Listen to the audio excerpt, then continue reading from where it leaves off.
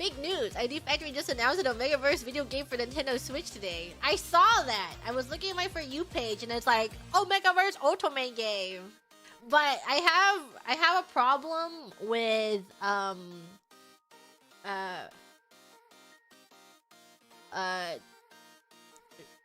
boy-girl Omegaverse games, unless it's like, what's the difference?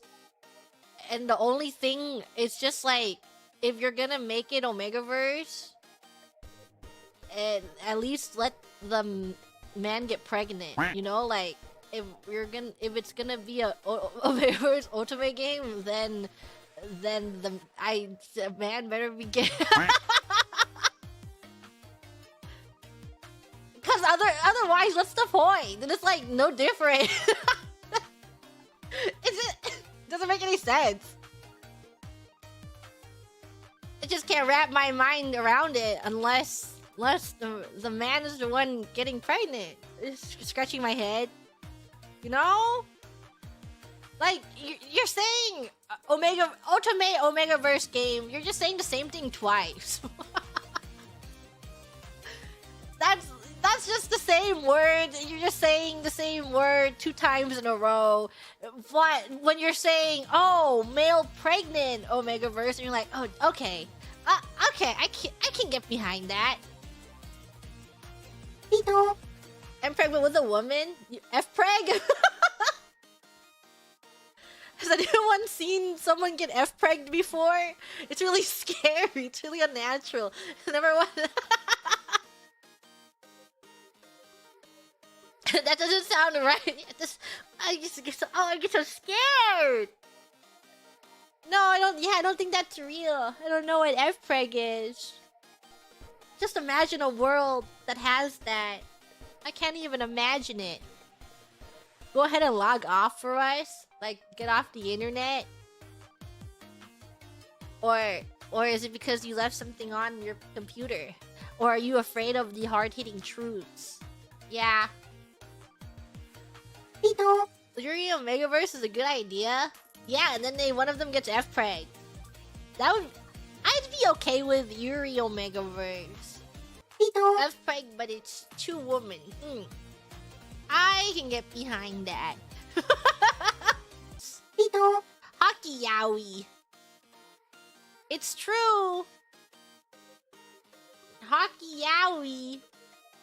I saw Gigi Tomo talk about this one hockey yaoi show. And I looked it up. And I'm like, okay, what's this about? And people are like, wow, this was the most... Like, this is my favorite romance novel. And then yeah, it's called Heated Rivalries. Don't look it up unless you want to see men kissing in hockey. But she's been raving about it. So I'm like, okay, what is it? And I watched part of the first episode. And I don't know. It's all... I think it's like... I watched the first 20 minutes. And it's just all character development. Like, or not development, character building to show you what the characters are like. And then heated gazes. And they're just looking at each other. And then like, I'm just sitting here eating my food. And there's barely any dialogue. And they keep staring at each other. And it's just all about those tense moments. And my Cocomelon brain is like... I'm just like, what's going on? They're just looking at each other. I can't. Also, I don't know. It makes me... It's just kind of... When I see, like, really... Because I know the pauses are there to build tension, right? It's called sexual tension. And some people are like, ooh, I love some sexual tension. Or some unresolved sexual tension. Or them building that tension. But I just get... I'm like... The longer they stare at each other, the longer the camera holds and pans in a certain place. And then, like, the lingering camera, it just makes me a little uncomfortable. So the camera just paused and it's really silent and it's silent for like 30 seconds and I'm just I'm just like looking around and like anyone else uncomfortable? like to feel like being stared at. Actually, that's me. Yeah, I also have a problem. Don't label me, but I don't like making eye contact very often. I force myself to, but I like not looking at people when I talk to them. Just don't look at me. Also, I don't want to look at you. But I forced myself to do it because you know, people say it's good for communication. So that's why I make myself, but I have to like, I kind of consciously have to do it, you know, like I have to remind myself to keep looking at their face. Am I comfortable staring at the Justice Girls? I mean, it's just I just tell myself to look at their face. I alert to my brain. I'm like, oh, you're doing really good. Just another 30 seconds. Okay, you can look away here. You stared enough. You've looked into her eyes long enough that you can look away for an appropriate amount of time. It's okay. And then my mind's like signaling, okay, go back. It's just my brain letting me. It's just, you know, it just makes little bookmarks sometimes. And then those moments where I'm like, okay, Gigi Moonin, what if we busy ourselves so we don't have to look into their eyes? And I think that's why I fidget a lot. So whenever I have like my little fidget toy, and then I'll turn my attention to that, but I'm present because I'm listening to their conversation, and I talk to them, and we're having a conversation, but I'm fidgeting with my toy, and so that way I don't have to look at their face. And then when I don't have a toy in my hand, then my mind is like, okay, we have to, we're gonna min-max our eye contact. I don't even know what I was talking about before I went on this tangent. I don't know. What's going on? I don't know what's going on anymore. What was I talking about before this tangent? Huh. Your thoughts head empty?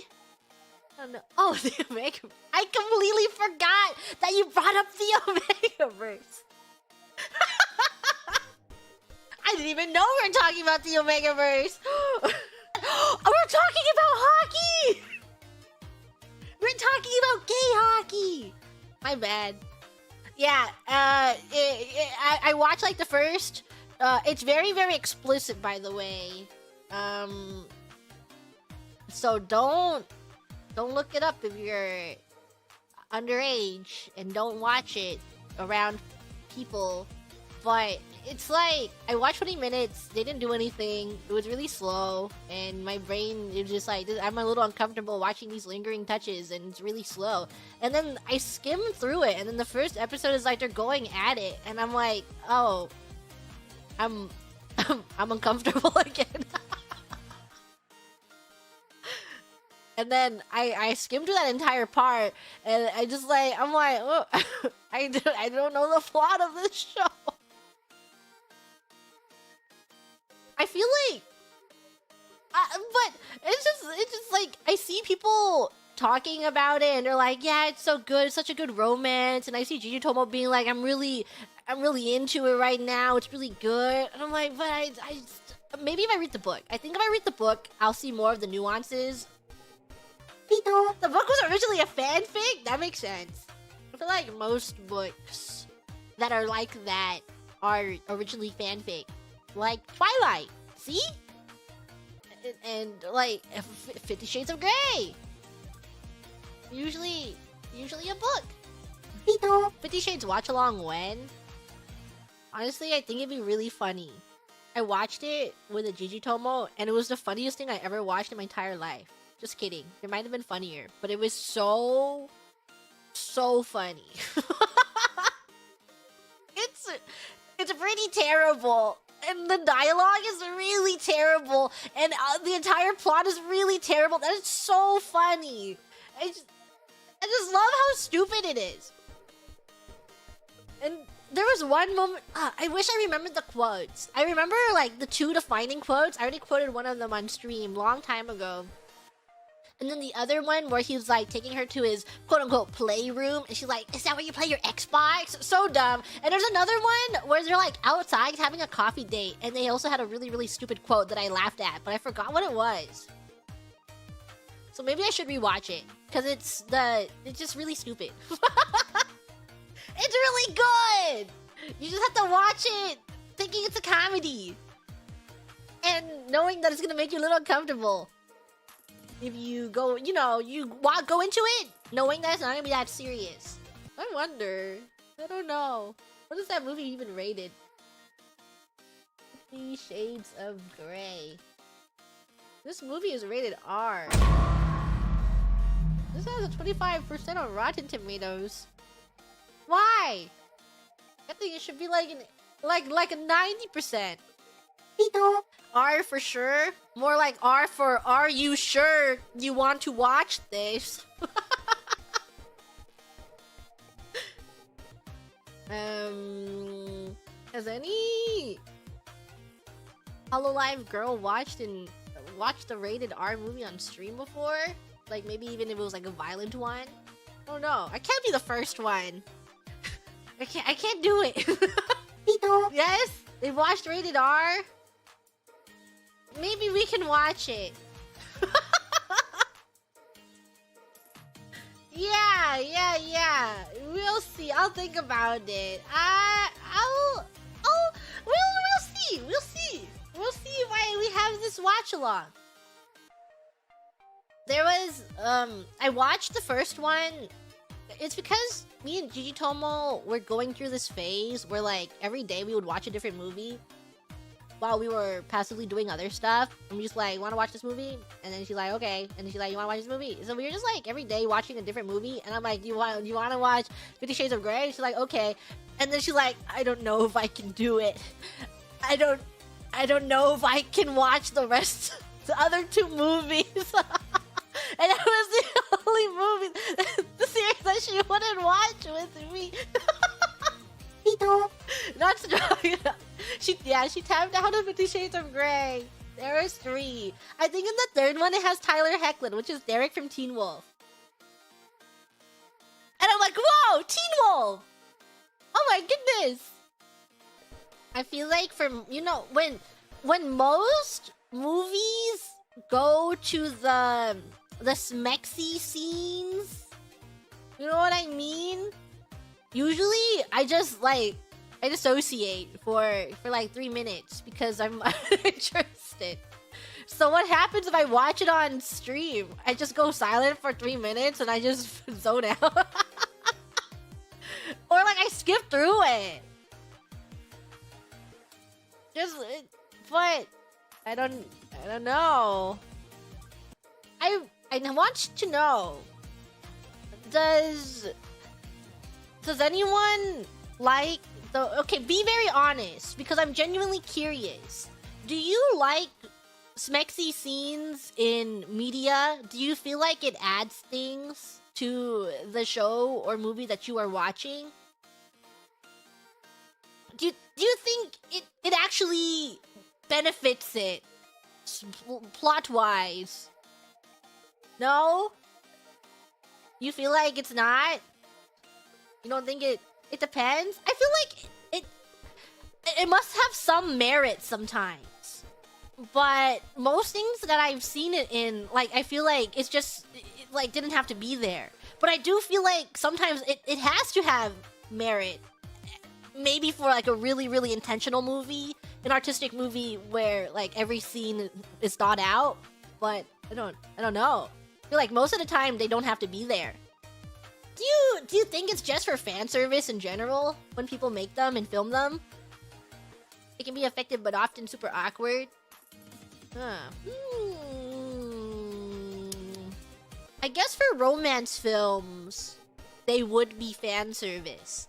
Because a lot of time, if you fade it to black, people are like, no, this was like, you did all that build up. We want to see the payoff kind of thing. I guess for a romance movie. But what about like an action film or something? I don't know. I feel like you watch so many movies and they have like a sexy scene, and then suddenly they're doing it. You're like, oh, this what happened? Why is this here? Was this integral to the character?